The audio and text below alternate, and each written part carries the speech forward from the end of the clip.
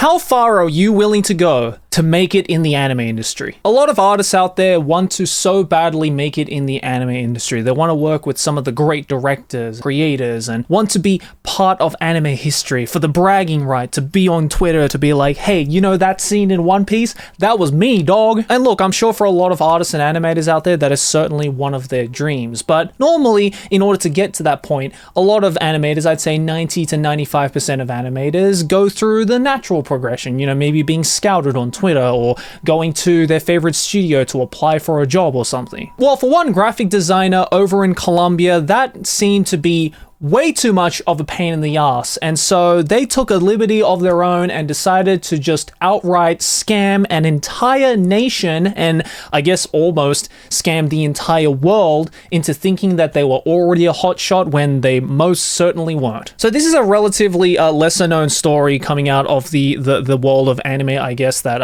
Aki, my girlfriend, actually told me about, and I had to just talk about it in a video. We have this article here from cartoonbrew.com. Colombian graphic designer scams national media into believing she worked hand in hand with Hayao Miyazaki on The Boy and the Heron. Now, for those of you who don't know, Hayao Miyazaki, one of the most legendary OG anime creators of all time, the creator of Studio Ghibli, and most recently they brought out a movie, The Boy and the Heron, which won them a Golden Globe. Pretty hype, pretty cool. And I guess because this news came out right at the peak of when The Boy and the Heron was being talked about all over the animation world after it won its award, a Colombian graphic designer decided, you know what, I'm gonna pull a gamer move here by straight up lying that she had worked on The Boy and the Heron. How did she do that? Well, let's read through this article and find out together. Hayao Miyazaki's The Boy and the Heron will premiere in Colombia on January the 25th, so it's already out.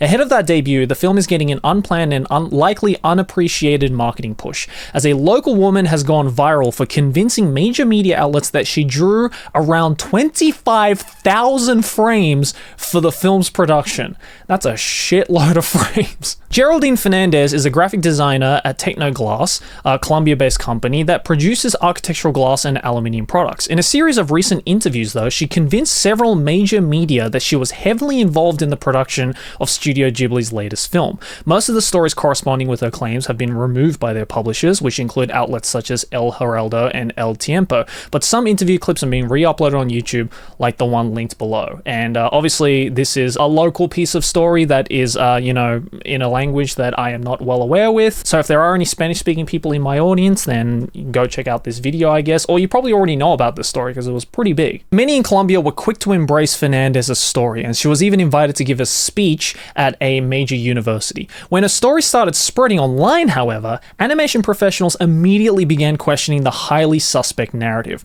One did give away that Fernandez was fabricating her story was that her name didn't appear in any of the film's promotional materials or credits, which, yeah, I genuinely don't know how like all these like local people in her country didn't decide to do a very simple fact check like that, but they were like, well, how can this innocent looking woman ever lie about that? Like, why would you even think about lying about that story? So I guess they just ran with it. Cartoon spoke with the film's American distributor G-Kids, which told us they have a full official credits list for the film, and that Fernandez's name does not appear anywhere in the credits. Adding to the improbability of an already told tale, Fernandez claimed that to have had direct contact with Miyazaki 3 times over the course of production, and says that he affectionately referred to as the Colombian when praising her work, but offered no evidence of those meanings. Oh my god, this woman is like just trying to make her like fan fiction between her and Miyazaki become a reality. Like, I cannot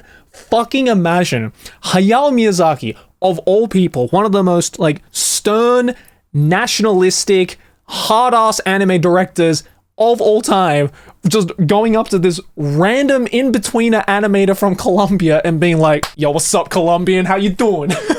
God, and the fact that, like, most likely Hayao Miyazaki, as far as I know, does not speak English, does not speak any other language other than Japanese, and this Fernandez girl, most likely not an English speaker or not a very good English speaker. I'm just trying to figure out, like, how would they have even, like, tried to communicate? Just speaking into a fucking Google Translate and talking, and then Hayao Miyazaki being like, hey, we might not be able to communicate, but You the Colombian dog. In an interview shared across her now deactivated social media accounts, oh yeah, she definitely got bullied off the internet for this, she said this: over 20 months, I had to deliver 25,000 frames, and those 25,000 frames corresponded to a 10-second scene, so to speak. How does that make any sense? Let's do some quick math here. In order for 25,000 frames to make it into 10 seconds of animation, that would mean that one scene would have to have been animated at 2,500 frames per second. 2,500 frames per second is like, you're going into like the slow-mo guys territory. Like, we're going into like hyper slow motion, which I don't think has ever been done in the history of anime, because who the fuck would be even bothered? Animators are already getting worked to the bone by just trying to do 30 FPS anime, let alone something that is almost 100 times more than that. Are you kidding me? So already her math is just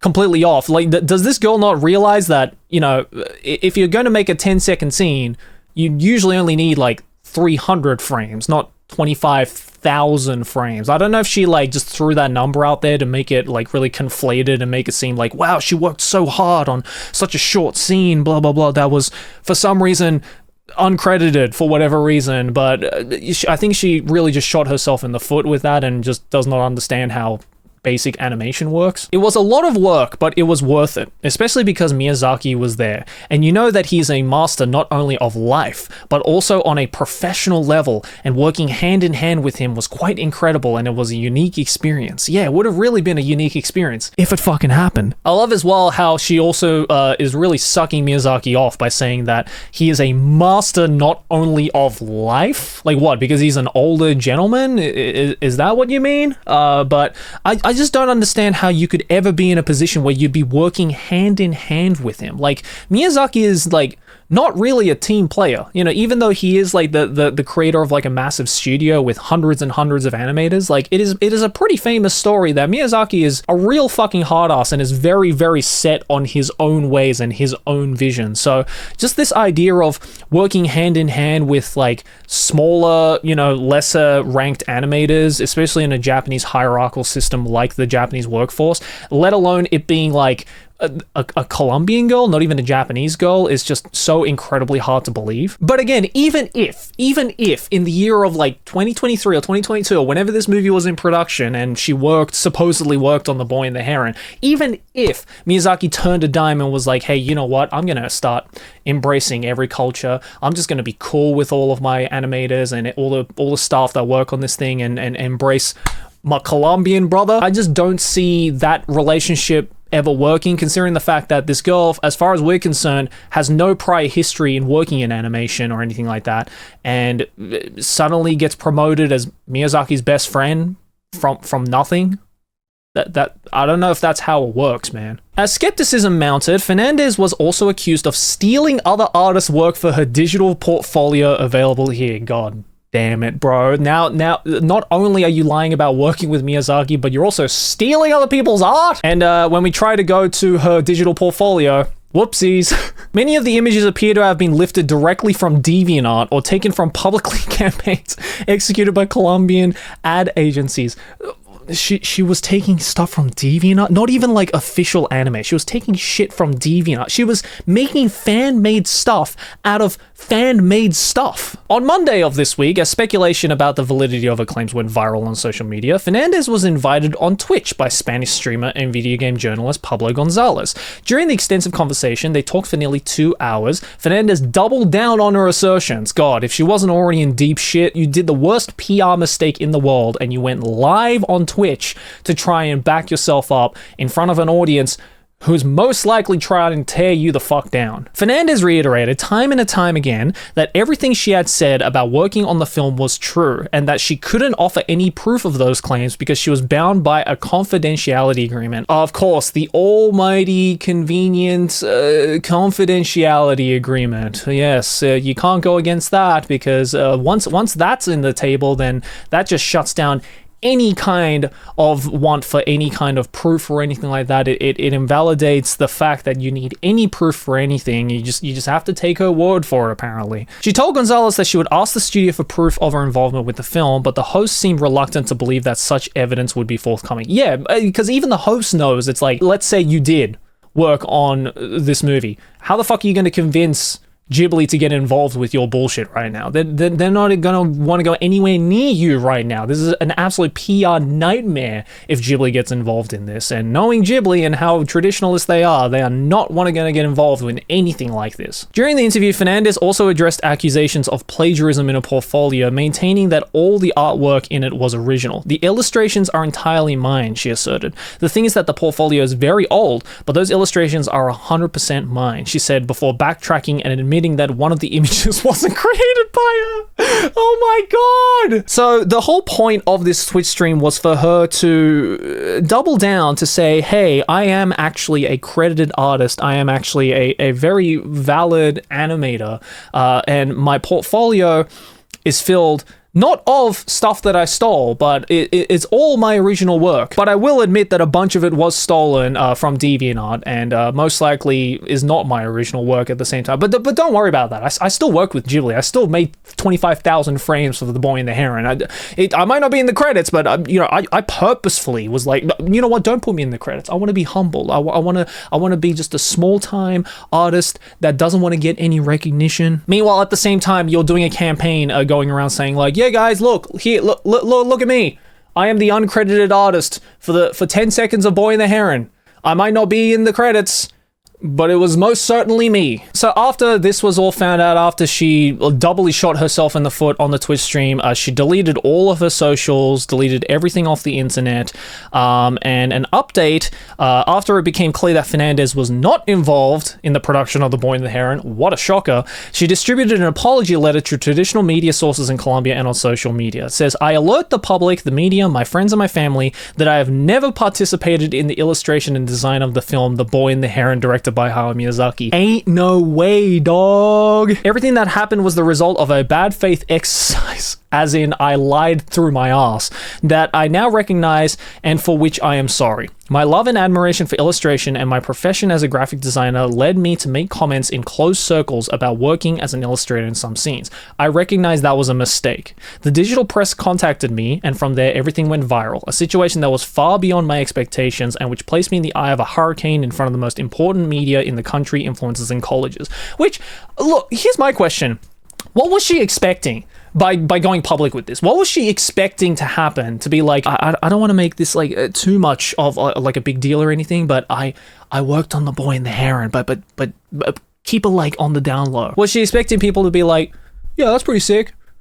Anyway, like, no, obviously, you know, if you're going to like name a major thing like that, and to even go as far as to say like you made all of this work for this movie that, you know, is right now in a massive spotlight, and that you were like buddy with literally one of the greatest OGs in the anime industry, like if you're gonna make that claim, you're bound to get some attention from that. And I think this whole thing of like, oh, you know, it was just a simple mistake, it's just bullshit. I think it was just like an attempt to get some engagement and some attention from this movie that was really massive right now, and that one that I'm sure she, you know, deep down actually wanted to be a part of and everything. But, you know, instead of like actually working on her own portfolio, working on her own skills, working to try and create some kind of a backlog that can prove to future anime studios to like hire her, she just took the fucking sneaky route and was like, yeah, actually I already worked on it, you know, it's no biggie. Not credited or anything, but it's all cool. I acknowledge that the situation got out of hand and it became increasingly difficult to retract my comments, which had a negative impact on my friends. Yeah, and it would have been fine if you just didn't fucking double down on that Twitch stream either. So what are you talking about? I would have liked to have gone viral for something real. Today, we wake in a country with important stories that affect the integrity and daily life of all Colombians, but these stories don't become viral. Like, well, now you're just like throwing an undue shot at like news outlets in your country.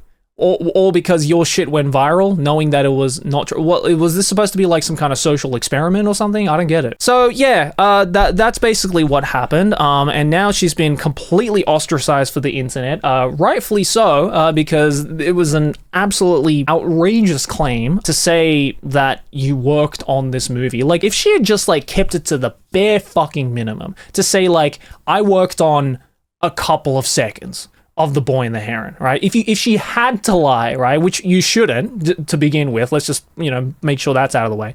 Just don't fucking lie about shit like this. But if you had this like issue where you just had to lie, right, the least you could have done is to just say like, hey, I worked on maybe like a couple of frames of The Boy and the Heron, or I oversaw a couple of frames of The Boy and the Heron, and that's why I'm uncredited in the movie. Like, that would have been so much more believable than if you had said, I worked on 25,000 frames of the movie and I'm best friends with Miyazaki and he calls me the Colombian. Like, I don't get where you'd get the audacity to say anything like this. And you know what? The internet does what the internet does best and absolutely drove her down into the ground to make sure that she will never forget about it. And look, if her dream is to become like an animator, if her dream was to actually work in the anime industry to become an animator or anything like that, then doing this has just completely destroyed any kind of attempt of legitimately getting into that industry. Now the story is all over the world, and you know, I'm hoping with this video as well it'll become even bigger,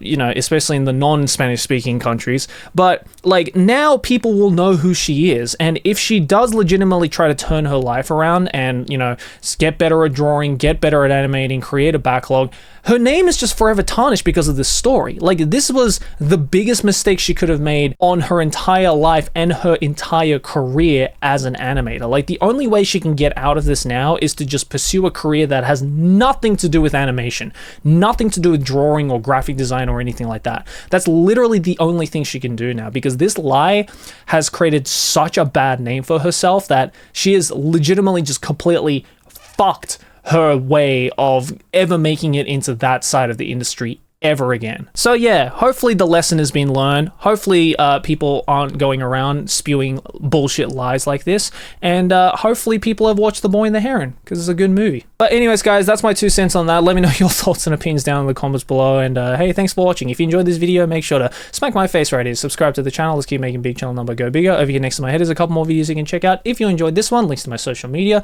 as well as my Patreon to support me directly, and Nonsense, my clothing line. We make sick clothes. Check it out at nonsense.jp, and I'll see you all in the next one. Peace.